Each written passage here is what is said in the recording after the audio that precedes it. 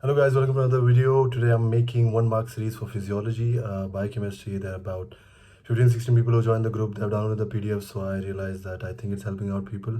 So I'm just gonna continue doing that. Just wanna give a disclaimer that I'm not gonna go in depth. I'm just gonna make sure that I'm gonna cover the important bits, and we're gonna move forward from there. I already assumed that you have certain idea about the certain topics. From this PDF I've compiled. Of course, my job is to get you guys that 1 mark, but I'm hoping, I think this PDF is good enough for nice 4 to 6 marks, I would say. Oh, what's wrong with my pen? Okay, this is for my sake. Okay, I'm jumping right into the topic. So I'll be starting with endocrine. I'm not covering all the things, but let's get started. So regarding the hypothalamus, I assume I already have an understanding about how things work, how hypothalamus releasing hormone which acts on the anterior pituitary, and which releases a secreting hormone and eventually acts on the gland. For example, TRH secreted from the hypothalamus will act on the anterior pituitary, which will secrete TSH and eventually act on the glands of thyroid, and it will secrete T3 and T4, levothyroxine and whatnot. So it is there, this whole system is there for almost everything, even cortisol with CRH, ACTH and cortisol eventually. But I'm just gonna jump into the questions which are important, I think, which will potentially come in the exam. So in this particular thing I have put down here, so in the hypothalamus it secretes releasing hormones which it is from a certain nuclei. I'm going to talk about two particular things where questions are being asked. So let's say, okay, before I get into that, so as I mentioned about the thyroid bit, right? The thyroid bit, what happens is it secretes TRH, it goes to the anterior pituitary, it secretes this, and eventually this is formed. So this is all, it's a positive feedback. Almost all the hormones which are secreted are from by the positive feedback. That means if this increases, this increases, this increases, eventually this will increase as well. However, there are two hormones or two signal, in a way you can say, they are working in the negative way, they are inhibiting it. So that question is asked commonly. One of them is here, somatostatin, and other one will be dopamine. So dopamine also you can call it PIH, which is prolactin inhibitory hormone. So now what this is the stalk. Think of it as a connection between the hypothalamus and the anterior pituitary. There's posterior pituitary as well. You can also learn the from where they are arising, and that can come potentially in anatomy as well, both anterior and posterior pituitary. So posterior pituitary doesn't secrete hormones as such, but it stores hormones. So go into depth of that as well. But I'm just going to cover these two questions over here. As I said, these two particular things are working in negative way. So let's say now this connection is made. Now dopamine will be secreted, and there are cells, two particular cells, which secrete hormones, which is growth hormone and prolactin. So I'll mention that over here, which will be prolactin, and the cells which are secreting it is somatotrophs and lactotrophs. They can potentially ask which cells are secreting prolactin. So what happens here, this will come over here and it will have a inhibitory or negative function in a way. So now why do I say negative? Because everything else, TRH, TSH, TRH is high, TSH is high, but in this one, anterior pituitary has a tendency to keep releasing prolactin. Now if prolactin kept releasing in our body, if you see a female anatomy and the it is already ready, like women do have breast tissue, they can secrete milk, but why they are only secreting during post-parturition, after delivery has happened? So it's a very complex thing, you know, how body is created by God. It's beautiful. Everything is very precise, everything works in the right time. So that particular action which is happening in the right time is because of this. So this dopamine is continuously inhibiting prolactin being released from the lactotrophs. So this is the normal physiology which is happening over here. So that question can be asked. It can be asked about negative thing or inhibitory thing for prolactin, for dopamine, for somatostatin. That question can be asked as well. Now moving forward, now let's consider if this particular stalk is damaged. If this stalk is damaged, what will happen? This is being released, but at the same time, as I said, it has a tendency to keep releasing prolactin. So in case of pituitary stalk, what will happen is PRL, I'm writing as PRL, will increase, and every other hormone, including cortisol, including thyroid, and every other hormone, literally every other hormone, will be less, it will be low, it won't be produced. I hope I understood the concept behind it. So there is that. So you can by heart this. If the question comes about pituitary stalk damage, you can pretty much tell that only this will be high. Then we're talking about another correlation is it for Sheehan syndrome. It is integrating with the OBGYN, where what happens is if a woman, she's into postpartum hemorrhage, very important topic in OBGYN, learn it very properly. Now what happens in PPH, there is postpartum hemorrhage, like after delivery hemorrhage, pretty self-explanatory, where the women has lost lot of blood. So due to that, there will be, in a way you can say, it will get ischemic, where the whole anterior pituitary is getting ischemic.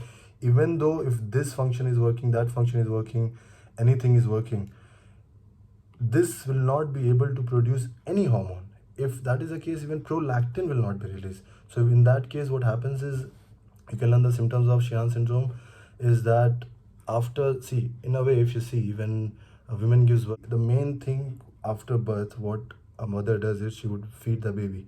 So if she is not able to feed the baby, that is the first thing, that's the first symptom which is being noticed by the doctors and by the mother. So one of the most common clinical feature which can be asked over here, it will be mentioned, the question stem will be that unable to breastfeed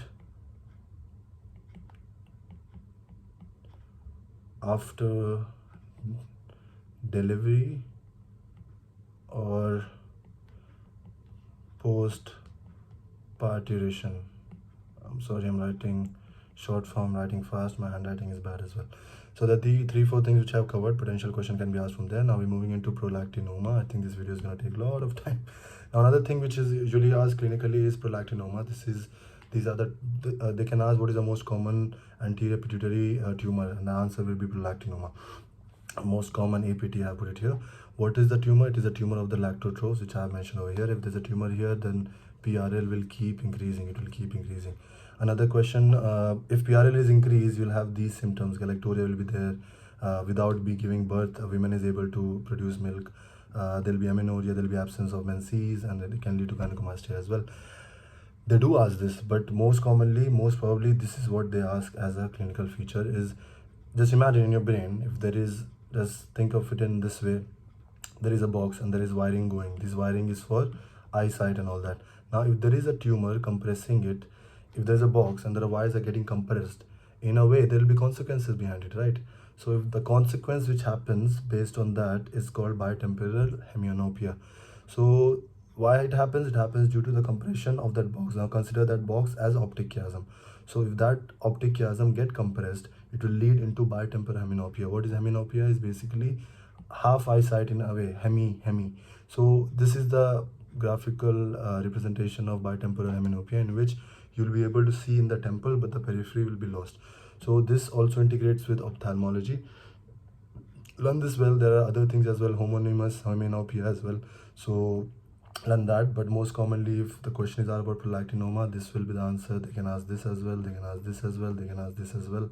And another thing, now I'll relate it with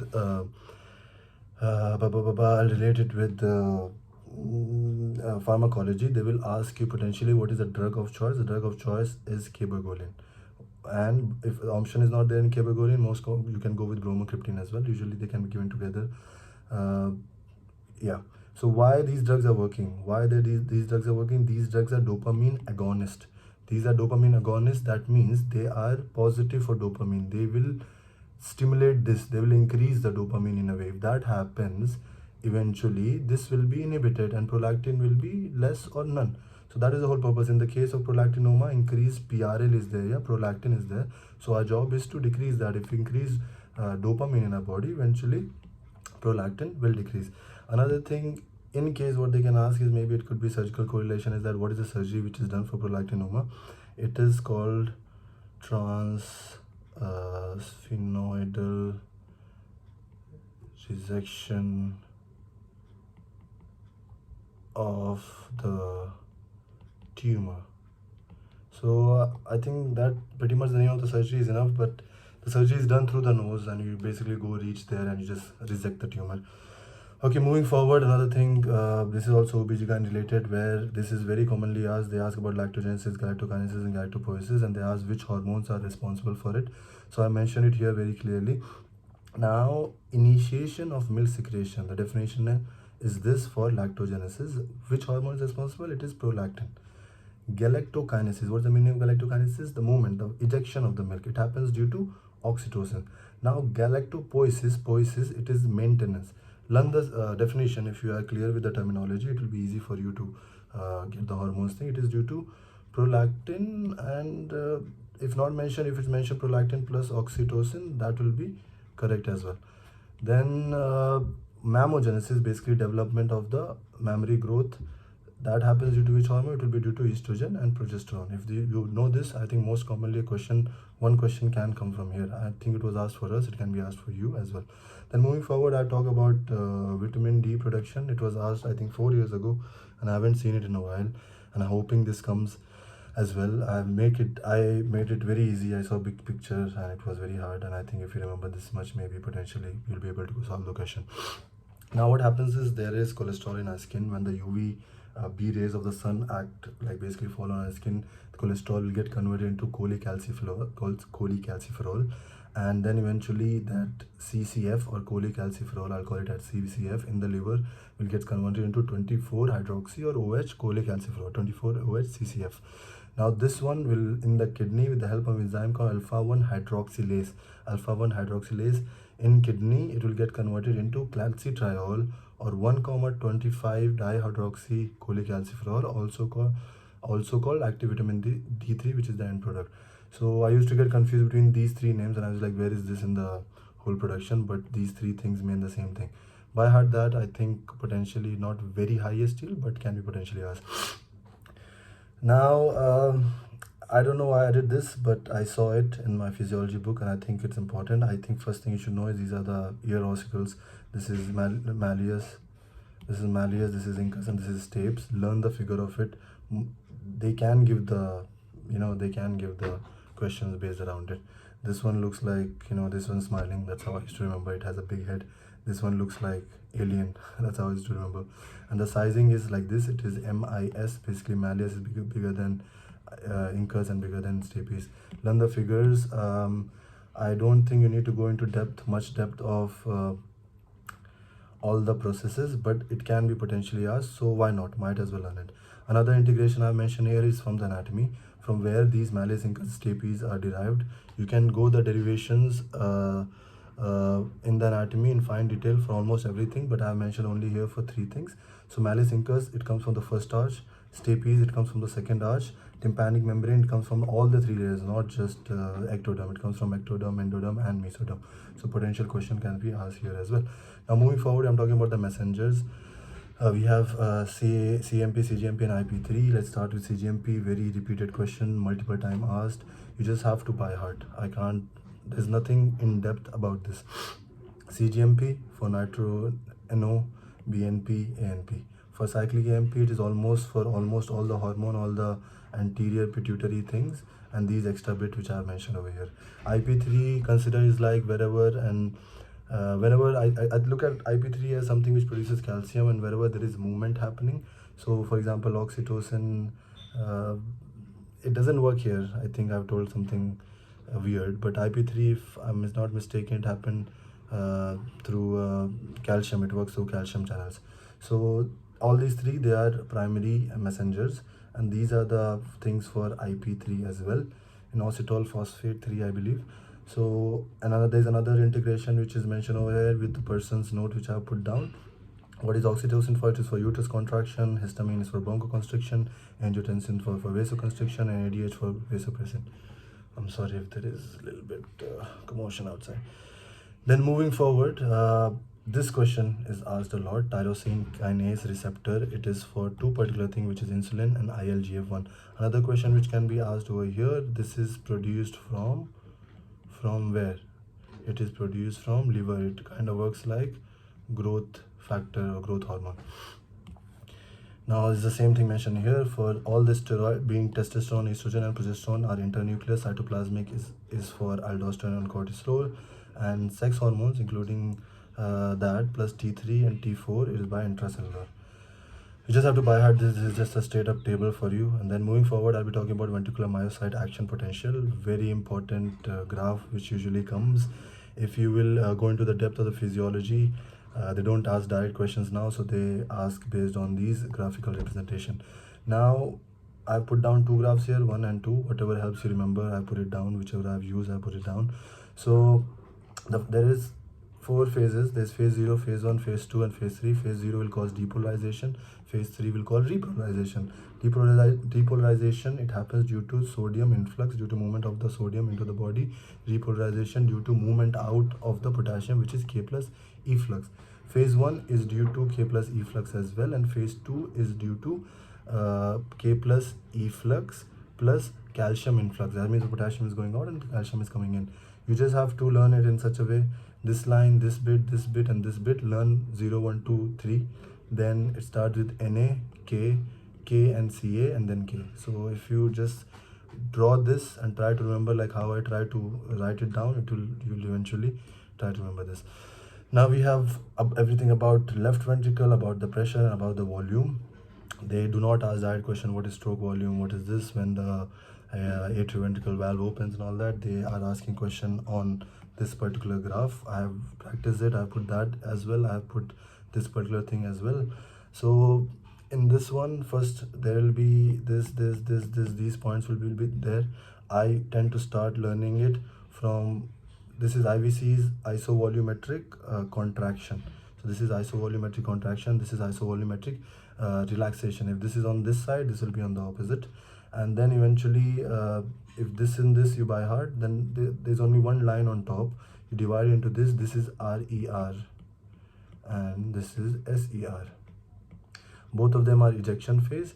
So this one is rapid, this one is slow. So start with isovolumetric contraction. This will be rapid, this will be slow ejection phase, and then there will be eventually relaxation because you started from contraction. Or you can start from here, go into this and move forward. Now also they tend to ask the difference between this relaxation and contraction. Generally, if it contracts and relaxes the heart, the volume, the amount of blood which is pumped out will be the stroke volume. So this particular line depicts that over there. This is the end systolic volume at the end of the relaxation, and this is the end diastolic volume right before the heart is about to pump. What is the amount of ml or the volume which is there? In this one, in end systolic, it is 50 ml. In end diastolic, it is about 120 ml. Now, once we're done with this, and about this one as well, and this not super important, but try to remember. You have to learn the valves, which valve opens when. There are only two which are playing role into this. One is mitral, one is aortic. So I tend to remember one, and then it becomes a circle for me. So if you start with mitral valve closing here, then the next thing will be open, that thing will be closed, and thing will be open. Similarly, mitral, aortic, but next thing will be aortic, next thing will be mitral. So mitral and mitral is same like this. Closing and opening is opposite like this. So first one will be mitral valve closes, opposite aortic, close का opposite open. Then we have aortic valve closing after this has opened over here, and eventually mitral valve will open. Or you can start from here and it will go like this. Alright. Now that was about left ventricle. Now I'll be talking about right atrial pressure. Right atrial pressure is basically JVP or jugular venous pressure. They do not ask directly the definition and all. They basically have a graphical representation of it. This is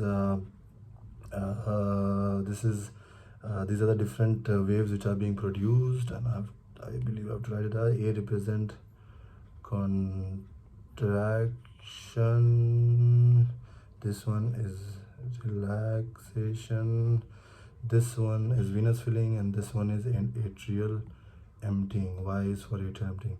One question which is commonly asked is this thing. I've seen it in multiple exam and multiple GTs and question, why there is this C.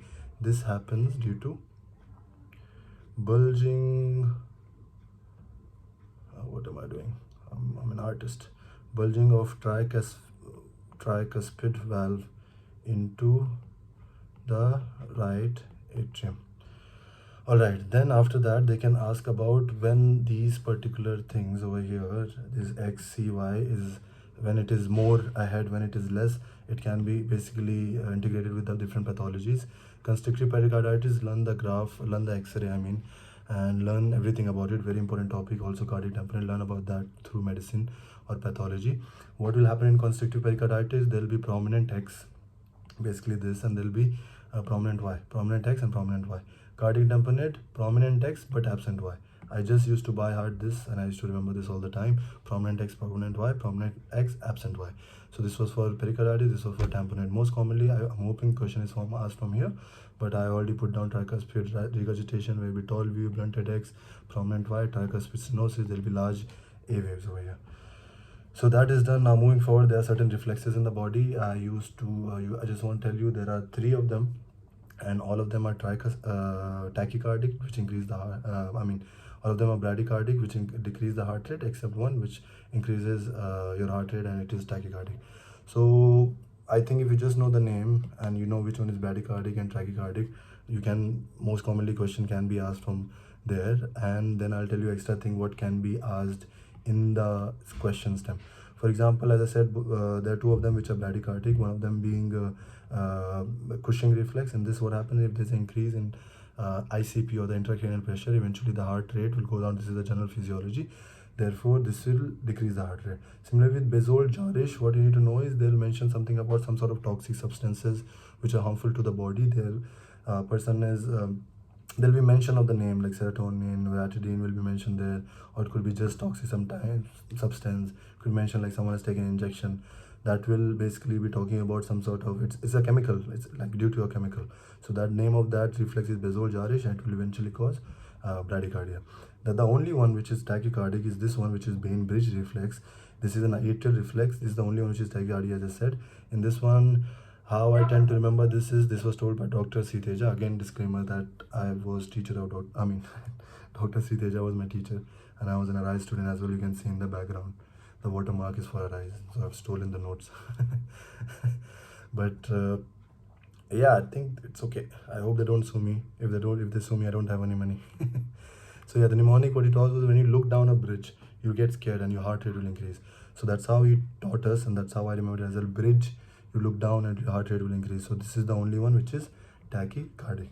Now moving forward into respiratory, this graph has been asked for me, I think in my exam.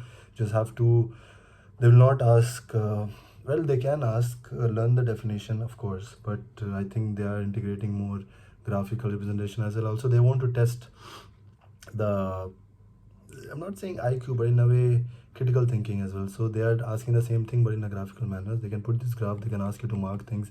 They can ask what consists of vital capacity. They can ask another thing which I mentioned here as well, but let's get into it. So this is inspiratory reserve volume. This is the tidal volume. This is the functional residual capacity. This is the expiratory reserve volume. This is the residual volume. Amount of volume left after forceful expiration, basically all that. Vital capacity is this whole thing. That means if you see there's IRV, there's tidal volume, and there is expiratory reserve volume as well.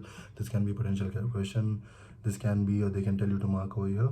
Then what they can ask over there, this is all measured by most of the things over here can be measured by spirometry. If you know, it's a test which is done for asthmatic patient, or someone is having breathlessness, they check it out. What is that basically tidal volume and whatnot. So it gives an idea if they're having basically FEV1, FEC and all that. So you can look into that, the physiology behind and how the spirometry and things work. But the question which is normally asked is that what spirometry cannot measure among this? The answer for that will be residual volume, functional residual capacity, and the total lung capacity. Total lung capacity is the whole thing, right? So if the residual volume cannot be measured, if the functional residual capacity cannot be measured, then eventually, of course, the total lung capacity, how will spirometry measure? So there is that. So the another question after that which can be asked is basically what can measure these 3 things? So that thing can be measured by another device or a thing called plethysmography. You need to sit inside a chamber, learn the picture of it. I think in 4 years ago, I think the picture was given. So there is that. Another method which you can measure these particular thing is by nitrogen washout method.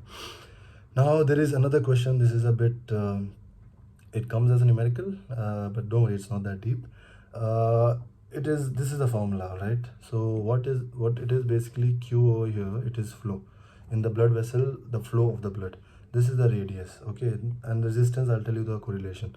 So if you see, based on this, flow is directly proportional, right? Because there's a division, there's nothing, it's equal to. That means if radius will increase, flow will increase as well. So I've mentioned everything. Even pressure increases, it will increase as well. So there is that. So if they ask, the question can be something like this: if radius is doubled, if the radius is doubled, what will happen? If the radius is doubled, 2 into, and it is 4, right? So it will be 2 into 2 into 2 into 2 to the 4 to the 8 to the 16. The answer will be 16 times. They can change the number, you can think about it. If you do more questions, you realize where they can twist, what number can, just experiment changing the numbers and whatnot. Similarly, if you see resistance, what is resistance? Resistance is basically when we walk also there's resistance, otherwise we'll fall down. So we can stay, something which is resisting you, holding you back, which is not letting you go forward. So if the radius is increased, if you see, if the radius is increased, that means the thing is getting bigger, resistance will be less. Therefore, this is the equation makes sense. If the resistance is less, if the radius is more, resistance will be less. If the radius is small, the resistance will be more. So it is basically the same thing, but question will be asked on flow most probably. But if it was asked what will happen to the resistance, it will, in fact, it will not be increased, it will be decreased by 16 times. I hope you understand. Okay, now moving to the next thing. This is the clotting pathway. I put down 2 things. One I have made by myself, other one is from, I think, Dr. Salman's notes.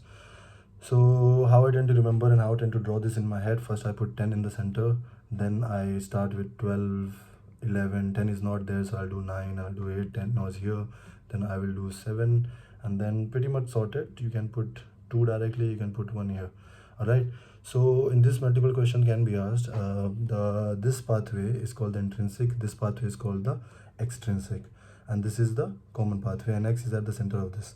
So this one, another question can be asked: what measures extrinsic pathway? Extrinsic pathway, it is measured by PT, and intrinsic is by APTT. So if you see, intrinsic is longer, so the longer name APTT. So this is just short, so it is PT. So you can tend to remember like that.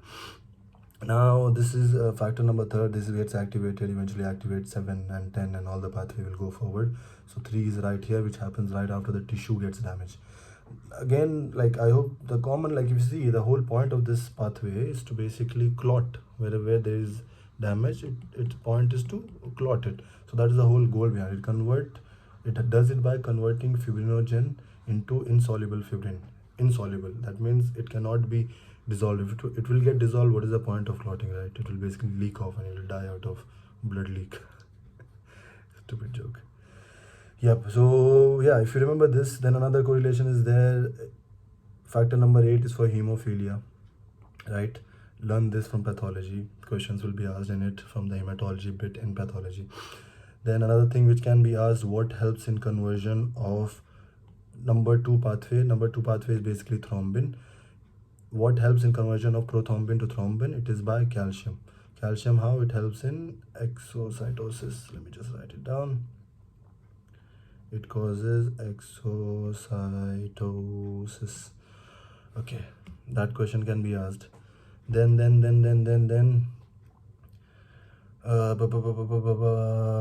I also mentioned here what is the another question can be asked: what is the fibrin stabilizing factor? Even though you have made insoluble fibrin over here, which is insoluble, what stabilizes it? The answer will be factor 13. Now if you see, if X is messed up, everything is converging into X. If X is messed up, nothing will work, and eventually person can, basically he'll have a particular disease for it.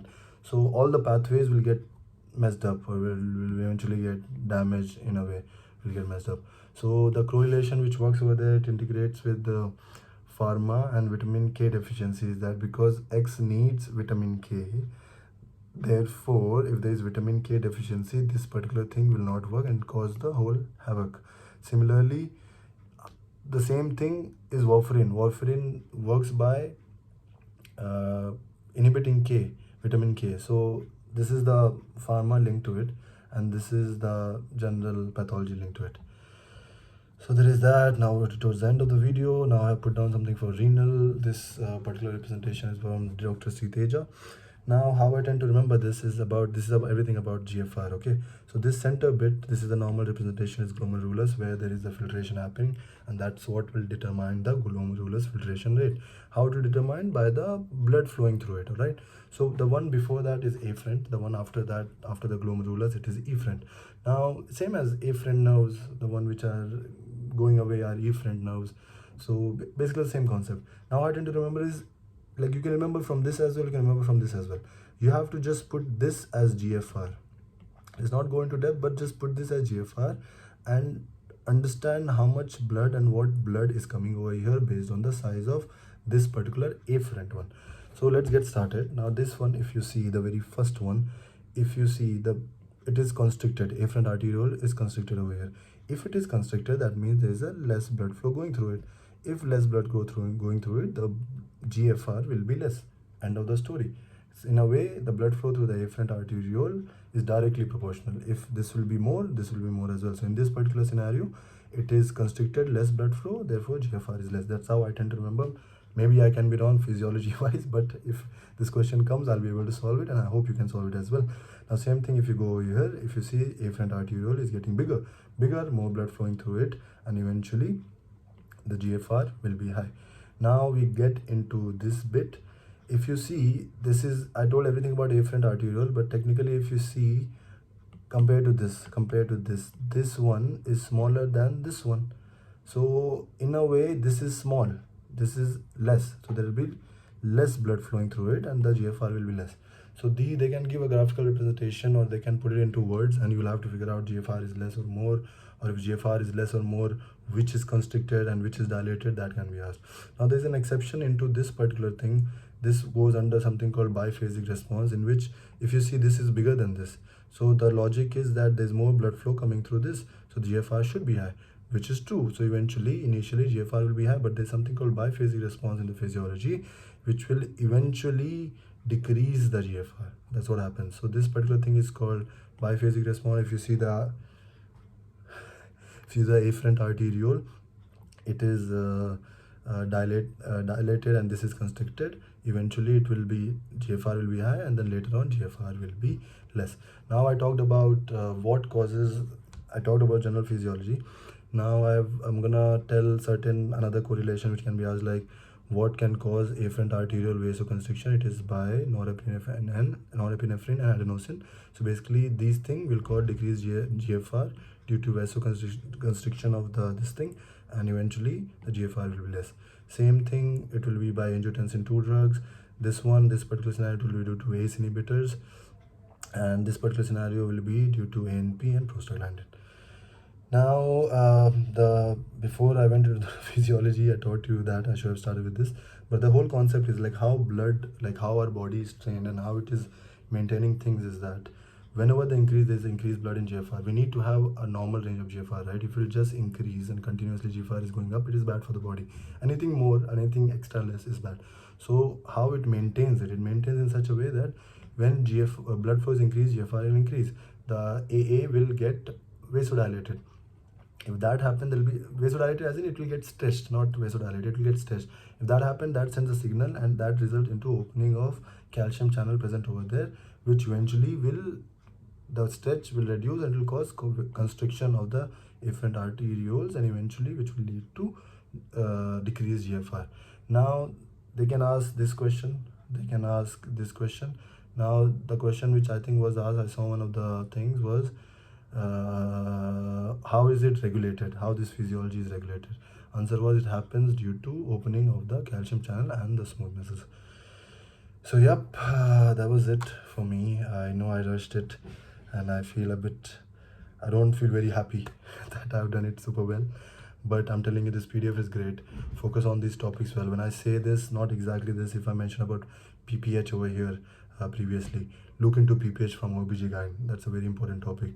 So not exactly this. I'm expecting 4 to 6 marks directly from here. But if you can do more, let's say I'm talking about this clotting factor, you can learn about hemophilia, you can learn about other blood disorders, you can learn about hematology and whatnot. So that was it. I had to wrap it up quickly. Thank you for watching. Please give me a suggestion how I did. Please give me suggestion if it's helping you out. If that is the case, I'll keep making this. I really want to get into teaching, what I can do better.